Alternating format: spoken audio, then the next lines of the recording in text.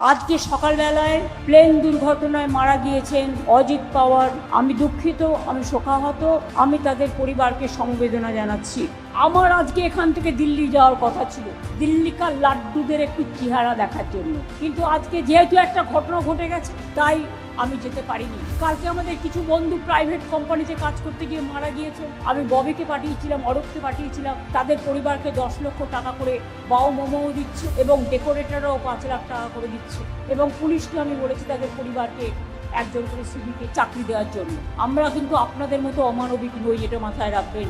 কিন্তু আজ না হলে কাল তো আমি যাবই, তার কারণ মানুষের অধিকার আপনারা কাড়বেন আর আমি চুপ করে বসে থাকবো তা তো হয় না। দরকার হলে আমিও কোর্টে গিয়ে দাঁড়াবো, যদি পারমিশন পাই আমিও মানুষের জন্য লড়াই করব, আইনজীবী হয়ে নয়, একজন সাধারণ মানুষ হিসেবে। আমার কাছে সব ডকুমেন্ট আছে, সব এভিডেন্স আছে।